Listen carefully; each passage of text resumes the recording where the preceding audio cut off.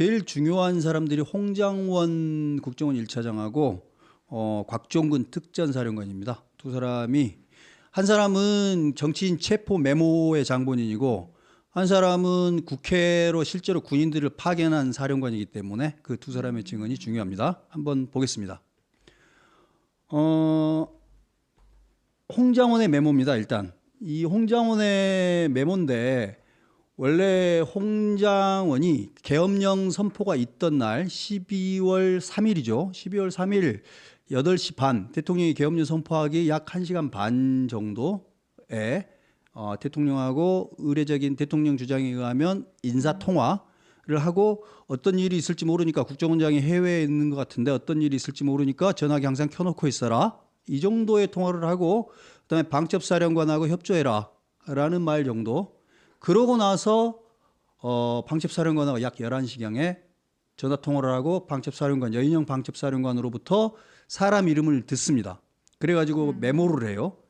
그 메모가 바로 이 메모입니다. 그렇죠. 여인영 방첩사령관이 홍장원에게 통화를 해서 그걸 이제 받아 적었다는 그렇죠. 메모인 거죠. 전화는 여인영이 먼저 건 건 아니고 홍장원이 먼저 건 겁니다. 홍장원이 먼저 약 8번인가 통화 시도를 해가지고 겁니다. 왜냐하면 계엄이 벌어지면 방첩사령관은 무지하게 바쁩니다. 군헌병이기 때문에. 네네. 그래서 무지하게 바쁜데 홍장원이 결국 통화를 성공해서 여인영으로부터 이런저런 이야기를 들었다고 본인이 주장하고 본인이 메모를 한 건데 저 메모 지금 나와 있는 저 메모는 홍장원이 쓴 메모가 아니에요. 정확하게는 홍장원은 본인은 왼손잡이고 본인이 급하게 국정원 주차장에서 받아 적은 그 내용이 너무 자기도 못 알아볼 정도로 날리는 글씨라서 나중에 사무실에 와서 자기 보좌관에게 받아 적으라고 해가지고 불러줬다는 겁니다. 근데 파란 글씨로 되어 있는 건 보좌관이 쓴 글씨고 검은색으로 되어 있는 건 나중에 홍장원이 가필한 겁니다. 근데 홍장원이 가필한 내용 중에 보면 그러니까 일단 사람 이름이 있습니다. 이재명, 우원식, 한동훈, 김민석, 딴지일보 뭐 이런 식이죠. 김명수, 김민웅, 뭐 노총위원장, 권순일 막 이렇게 쭉 이름들 이것만 사람 이름만 보좌관이 적은 거고요. 나중에 검은색 펜으로 그 중에 이름 몇 개를 고칩니다. 정청래 이름에 동글뱅이도 쳤네요. 정청래는 잡아야죠. 무슨 일이 있어도. 아무튼 그리고 이제 박찬대 추가했고요. 박찬대를 추가했네요. 박찬대를 추가했고 조국이네. 조국 이름도 추가가 됐고. 네. 근데 이제 주장이 엇갈리는 게 이 메모가 이제 사실상 정치인 검거 지시가 대통령으로부터 있었다는 유일한 증거입니다. 이게 이제 박선원의 주장입니다. 유일한 증거인데 저 이름을 대통령이 불러준 이름이 아니고 여인영 방첩사령관이 홍장원한테 전달한 겁니다. 그러니까 팩트가 대통령이 저 정치인 검거 지시했다? 그건 진실이 아닙니다. 정확하게는 여인영을 통해서 저 사람들의 위치 추적을 요청받았다가 맞습니다. 이것도 역시 위치 추적도 역시 홍장원의 주장일 뿐입니다. 검거도 아니고 검거는 국정원은 검거할 역량이 없습니다. 수사권이 없거든요. 우리는 그때 막 살해 지시까지 한 것처럼 이렇게 막 알려진 것 같은데. 그게 다 이제 그 김어준 효과인데요. 김어준이 엄청나게 펌프업을 시켜놓은 거죠. 엄청나게 펌프에 바람을 집어넣었는데 실제로는 6일 날 박선원에게 홍장원이 저 메모를 전달함으로써 일이 벌어진 거고. 그러면 보세요. 그러면 마치 이제 우리 국민들은 대통령이 직접 홍장원 국정원 차장한테 전화를 해서 저 사람들을 다 뭐 위치 추적하든 검거하든 뭐 살해하든 뭐 이런 지시를 내린 것처럼 지금 좀 알려져 있는데 그렇게 알았다면 그러니까 잘못한 거고요. 정확한 팩트는 여인형 방첩사령관으로부터 위치 추적 요청을 받았다. 딱 여기까지만 여인형도 같이 인정하는 팩트입니다. 그러면 여인형은 이 지시를 그러면 대통령한테는 받은 건가요? 여인형은 대통령한테 받았겠죠. 받았고, 네. 근데 그 부분은 여인형은 이제 수사 중인 사건이기 때문에 본인 재판에서 이야기를 할 거고 그다음에 저 메모에는 1조, 2조 축차적 어쩌고 저쩌고 써 있는 그 부분 여인형은 본인의 계획에는 그런 거 없는데 본인의 계획에도 없었는데 어떻게 그걸 내가 홍장원한테 이야기를 할 수가 있겠냐. 방첩사는 애초에 저런 계획이 없었다. 그리고 검거를 요청했다. 검거 기능이 없는 거 뻔히 아는데 그러니까 국정원에도 검거 기능이 없는 거죠. 국정원이 누구를 검거하겠습니까? 그리고 사실 국정원은 위치 추적할 권한도 없고 위치 추적할 역량도 공식적으로는 없습니다. 이 부분이 부정된 거고요. 그다음에 14명, 16명 오른쪽 위에 있는 검은색 메모의 네. 글씨도 네. 저것도 사실 저 보좌관이 쓴 그 후의 시점에 바로 가피를 한 게 아니고 나중에 박선원에게 건네는 시점 혹은 그 이후 시점에서 가피를 한 겁니다. 그래서 저 메모가 그대로 오리지널 메모가 아니기 때문에 저 메모를 그대로 믿을 수 없습니다. 저 메모에서 믿을 수 있는 건 불완전한 저 사람들의 이름 그게 전부입니다. 나머지 검은 글씨로 홍장원이 가필한 검은 글씨로 가필한 것들은 오염이 됐다고 봐야 됩니다. 그리고 어느 시기에 가필이 됐는지도 확실하지 않습니다. 글쎄요, 참 계엄이 12월 3일 밤에 있었고 메모가 메모 전 3일 후에 박선원한테 저 메모를 노출한 건 홍장원이고 전달이 됐고. 그리고 그 메모를 전달한 그 시점에서는 그 전날부터 사실은 홍장원은 경질됩니다. 아. 대통령으로부터 그 저 사람 사임 결재가 돼요. 그러니까 아마도 홍장원의 그 내부의 스파이 역할을 했다고 의심하겠죠. 박선원하고 내통하고 아마 박준원 원장하고도 통화를 했을 것 같고 통화 기록을 근거로 대통령에게 경질을 요청을 했고 대통령이 그렇게 합시다 해서 결재합니다. 대통령이 저 사람의 면직을 결재를 했고 그날 박선원에게 이 네. 메모가 전달이 되고 그리고 그날부터 한겨레니 KBS니 언론 플레이를 하기 시작합니다. 김병주 TV에 나가서 김병주 TV 유튜브에 나와가지고 이제 이야기도 예, 하죠. 그때부터 갑자기 더 확산이 된 것 같아요. 뭐 그- 대통령이 뭐 어떻게 했다 어떻게 했다 뭐 그렇죠. 이런 얘기가 하면서 그 오호. 홍장원의 수상한 행적과 발언부터 그러면 보기로 하면 12월 6일 그러니까 한동훈에게도 아마 홍장원 저 메모가 전달이 됐을 겁니다. 네. 그래가지고 한동훈이 그날 신뢰할 만한 근거를 통해서 확인했다. 대통령이 정치인 검거를 위해 정보기관을 동원하기로 한다. 대통령이 정치인 검거를 위해 이 부분은 팩트가 아닌 겁니다. 그러니까 여인영으로부터 들은 게 답니다. 홍장원이 가지고 있는 정보는. 그다음에 홍장원이 그날 오후에 12월 6일 날 오후에 국회 정보위원 만나가지고 윤통으로부터 싹 다 잡아들여 말 들었다. 싹 다 잡아들여라는 말은 진실인지 모르겠는데 그게 정치인인지 간첩인지는 확인되지 않습니다. 싹 다 잡아들여라는 말을 국정원 1차장에 간다면 국정원 1차장은 이제 해외 파트거든요. 해외에서 압력하는 간첩이라든지 그런 걸 싹 다 잡아들이라고 할 수는 있습니다. 그 부분은 아마 내부 기밀일 테니까 그런 이야기를 더는 못 물어볼 텐데. 근데 이제 뉴스에서는 이제 한 대표 등 정치인 체포하라고 지시했다. 윤통이 지시했다라고 이제 기사가 나가기 시작합니다. 그렇게 기사가 나가니까 12월 6일 날 국정원장이 물어볼 거 아닙니까? 네, 야, 네. 어떻게 대통령이 내가 아니고 당신한테 그런 걸 지시를 한대? 지시했을까? 그러니까 홍장원 말은 국정원장한테 그거 오보다. 기자들이 오버한 거다. 자기는 그런 말 한 적 없다라고 또 정말 조태용 국정원장이야말로 윤석열 정부의 아주 가장 핵심이고 민심을 실세고 진짜나. 계엄과 관계에서도 음. 자기 일을 통해서 라인 그 지휘 라인이니까 네. 가야 되는데 본인이 오버라이딩 되고 본인은 제끼고 홍장원하고 대통령이 이래 이거 말이 안 되거든요. 그래서 오보라고 부인을 했다고 합니다. 근데 KBS 인터뷰가 더 가관인데 12월 네. 7일 날 홍장원이 KBS 인터뷰에서 윤통하고 평소에 직접 보기도 하고 직접 보고도 하고 신뢰도 받고 있다고 생각한다라고 했는데 윤통의 발언에 의하면 홍장원하고는 이 계엄 전까지는 단 한 통도 전화해 본 적 없다. 아니 KBS가 말이에요. 그렇게 저기 윤통 막 이렇게 추앙하더니 계엄 이후에 확 바뀌었나요? 저런 인터뷰까지 하게? 이게 인터뷰를 하는 건 좋은데 확인도 해야죠. 그렇죠. 팩트 체크를 해야 되는데 팩트 체크 안 하고 홍장원의 발언이 워낙 휘발성이 크기 때문에 홍장원의 발언만 그냥 그대로 보도하고 맙니다. 예. 그러니까 그리고 12월 3일 날 그러니까 대통령하고 통화를 하거나 의례적인 인사를 하고 나서 그리고 여인영하고 통화하고 나서 조태용 원장을 홍장원이 독대를 했다는데 독대를 할 때 정치인 체포 지시가 대통령으로부터 홍장원 본인에게 왔다라고 보고를 했다. 근데 조태용은 그런 보고를 제대로 받지 않고 나갔다. 본인은 그런 보고 받지 않았다라고 주장하고 있습니다. 그러니까 전체적으로 기본적으로는 홍장원의 발언은 사실 믿을 수 있는 구석이 별로 없습니다. 홍장원의 발언 중에서 팩트라고 확신할 수 있는 부분은 그겁니다.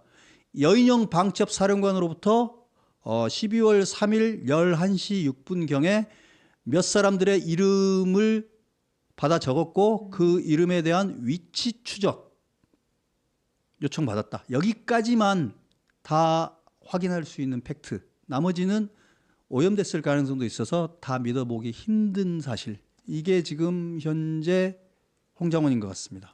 아니 그러니까 이 사람이 지금 이제 엊그저께죠 4일날 탄핵 심판 5차 변론에서 이제 예. 나와서 한 얘기지 않습니까? 그렇죠. 그러면 지금 대통령 파면이라는 중차대한 헌법재판 지금 심판이 이렇게 진실공방, 여기선 이 사람 얘기 다루고 저 사람 얘기 다루고 이렇게 간다는 게 좀 저도 지금 앞으로 이제 어떻게 하는 겁니까?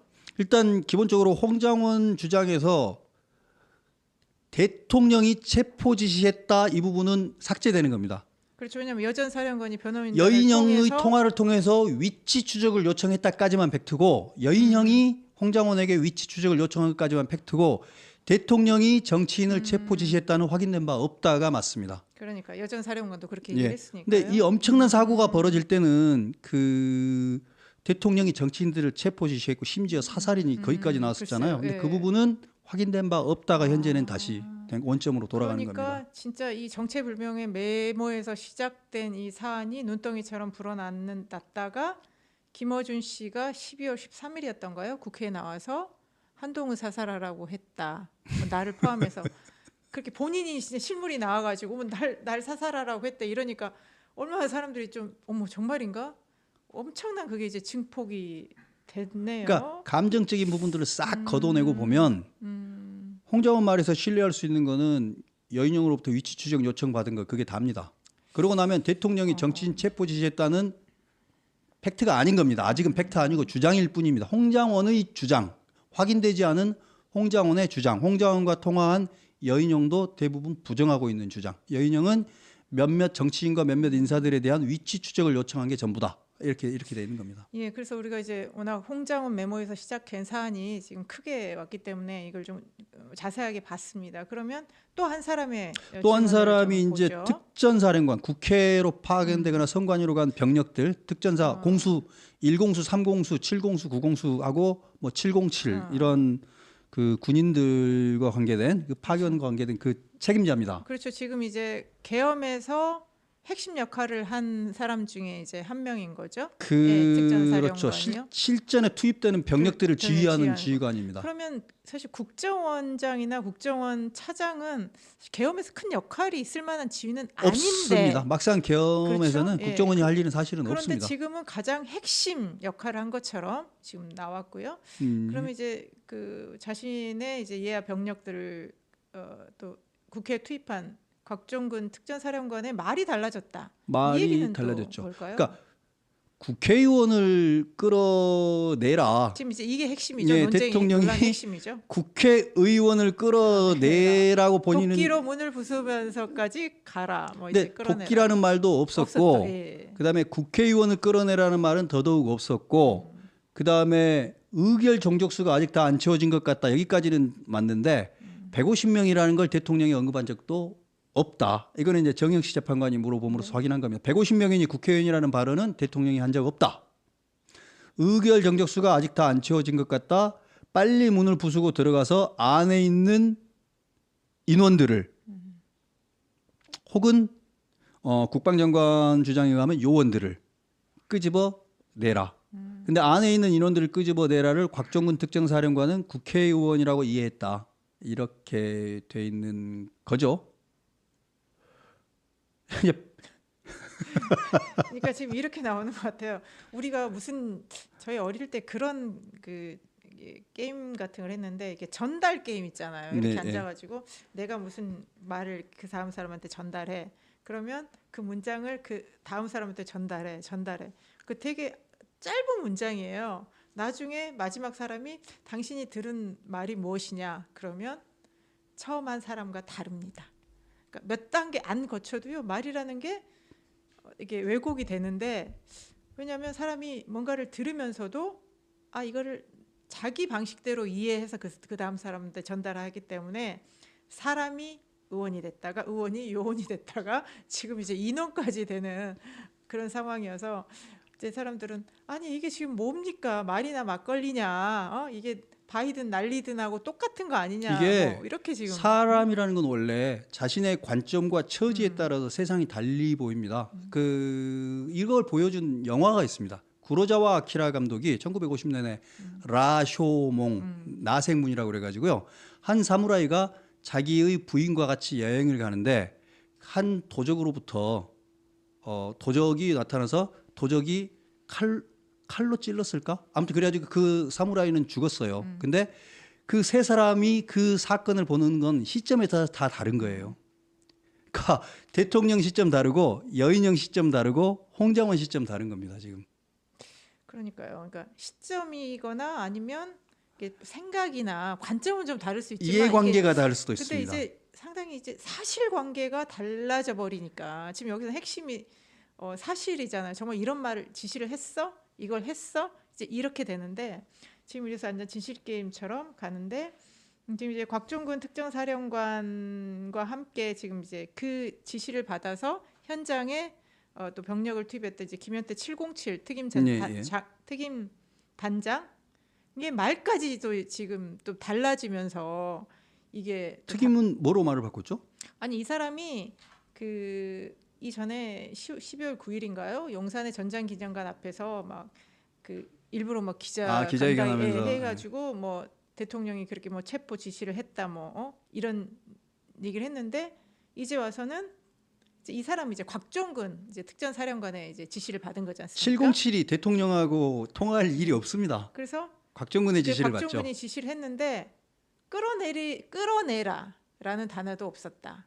그리고 의원이라는 얘기도 없었다. 예. 그리고 곽 사령관은 150명이 넘으면 안 되는데라는 얘기를 했다는 거예요. 예. 근데 이거를 지시한 곽종근 사령관은 대통령한테 150명이라는 숫자는 들은 바가 없다. 예. 이렇게 한 거예요. 그러다 보니까 이제 이 사람도 이제 헷갈리는 거죠. 내가 대통령한테 들은 게 의원이었나, 요원이었나, 인원이었나, 사람이었나. 지금 이제 이게 빙빙빙 도는. 이럴 때 아마 재판관도 저하고 똑같을 텐데 접근법이 있습니다. 속어법이라고 합니다. 속어법인데요. 사람들이 주장하는 걸 전부 다 적어놓고 말이 어긋나거나 믿을 수 없는 것들 하나씩 X표를 쳐나가는 겁니다. 네. 소거를 해놓고 남은 것들만 가지고 다시 재구성을 해보는 방법이 있습니다. 그럴 때 지금 현재 곽종근과 홍장원, 뭐 여인영 이런 사람들의 발언을 놓고 하나하나씩 소거를 해보면 최소한의 진실은 어느 정도 볼 수 있는데요. 일단 알 수 있는 최소한의 진실은 대통령은 150명을 언급한 적이 없고 국회의원이라는 단어를 써가지고 끌어내라고 말한 적도 없고 홍장원에게 홍장원에게 대통령이 위치 추적을 요청했거나 홍장원에게 대통령이 체포를 요청한 적도 없고 홍장원은 여인영하고만 통화했을 뿐이고. 그러면 이제 없고부터 없고를 다 빼고 나면 X를 하고 맥시멈은 홍장원은 여인영으로부터 들은 것밖에 없는 거예요. 체포건 뭐 위치 추적이건 간에 홍장원은 여인영으로부터 들은 것밖에 없어요. 그 이상은 홍장원이 꾸며냈을 가능성이 크다고 봐야 됩니다. 확실한 건 홍장원은 여인영한테 들은 것밖에 없다. 그다음에 곽종근 역시 국회의원이라는 말을 대통령으로부터 들은 바가 없고 도끼라는 말은 당연히 들은 바가 없고 문을 부숴서라도 끌어내라고 한 게 요원인지 인원인지 확실하지도 않은 거고 이게 지금 현재입니다. 그러니까요. 지금 이제 대통령이 이 부분이 왜 중요하냐면 그 내란 혐의가 성립을 하려면 대통령이 헌법기관인 국회의원을 물리력으로 강압하려고 하는 게 성립이 돼야 됩니다. 근데 지금 방금 말한 홍장원의 그 주장이 제거가 되고 곽종근의 그 주장이 제거가 되면 대통령은 헌법기관인 국회의원을 뭐 봉쇄하거나 체포하거나 검거하라고 지시한 적이 없다가 돼버리거든요. 그렇죠. 지금 아마 이제 그 핵심 쟁점을 그때 한 5개로 했는데 그 중에 하나인데 어떻게 보면 가장 큰 요인인 거죠. 헌법기관인 국회를 정말 봉쇄하고 국회의원들을 끌어내리게 해서 이 기능을 마비시켰는가. 그게 이제 국헌 문란의 핵심이기 문란이죠. 때문에 지금 쟁점인 것 같은데. 그러면 여인영 방첩사령관은 아직 헌법재판소에 나오지는 나왔죠. 나왔는데 나왔습니다. 이제 본인은 거의 검찰 대부분 수사가 진행되고 대부분 있기 때문에 진술하지 않았고 딱 원칙적인 이야기만 했습니다. 네. 그래서 일단 이번 주는 그렇게도 이제 서로 상반된 주장이 좀 있었고요. 아마 이제 윤석열 대통령 측은 다음 주는 아마 대통령 측에 좀 더 유리한 뭐 증인들이 나와서 좀 이 상황이 좀 바뀌지 않을까라고 뭐 이번 기대하는 주 것 다시 같습니다. 정리를 하자면 이번 주 헌법재판소에서 있었던 탄핵 심판의 가장 큰 쟁점은 네. 대통령은 국회의원을 특정해가지고 대통령이 위치 추적을 요청한 것도 확인된 바가 없고 대통령이 검거하거나 끌어내라고 지시한 바도 없다. 이것까지입니다. 네. 남들이 그러니까 예를 들면 곽정근이 어떻게 이해를 했던 것과 무관하게 팩트로 확인된 건 없다. 이겁니다.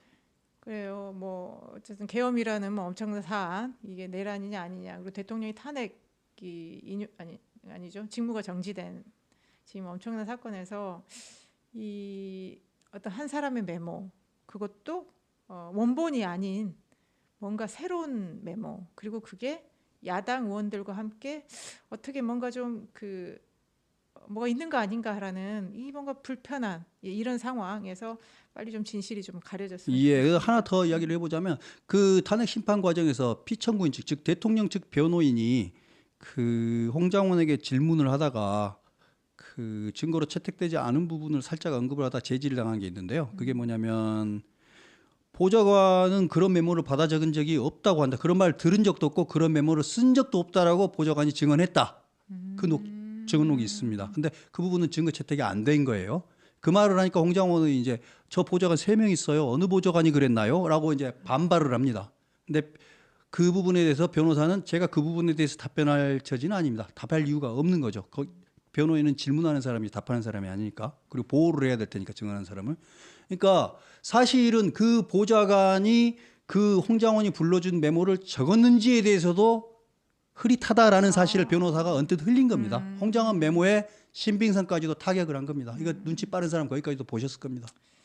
그러니까요. 오늘 우리가 한 시간에 반을 얘기를 했는데요. 우리 역사에도 보면 그렇잖아요. 뭐 권력자들끼리 주고받은 뭐 편지들 나중에 뭐 후대가 없애고 그리고 나중에 그걸 위조하고 또 변조하고 이래가지고 또 자기들만의 이야기를 만들어냈는데 우리 대한민국의 이 중요한 역사에서는 좀 그런 점은 없었으면 좋겠다. 하는 그리고 말과 근데 여기까지 이야기를 했지만 그 잊지 말아야 될 부분이 있는데요. 그러니까 대통령이 국회의원들을 검거 체포 뭐 그거를 지시를 안 했을 수도 있겠지만 그럼에도 불구하고 계엄령을 선포했다. 요건에 맞지 않는 계엄령을 선포했다에 대해서는 빼도 박도 못하는 사실인데 그 부분에 대해서 대통령의 고도의 정치적인 행위고 그 부분은 대통령의 고도의 정치적 행위이기 때문에 대통령의 고유한 권한이기 때문에 문제 없다라는 대통령의 주장 그 주장에 대한 논박은 아직 제대로 이루어지지 않은 상황에 저는 그거 하나만으로도 사실은 탄핵에 이를 수 있는 중차대한 사안이라고 생각하는데요. 그 부분은 아직은 논의 안 되고 미뤄지고 있는 거죠. 그렇습니다. 이제 오늘은 우리가 이제 여러 가지 뭐 논란이나 관점, 뭐 상황 중에 하나를 좀 깊이 있게 본 거기 그렇죠. 때문에요. 여러 가지 것들이 좀 균형 잡힌 그런 시각으로 볼 필요가 있겠습니다.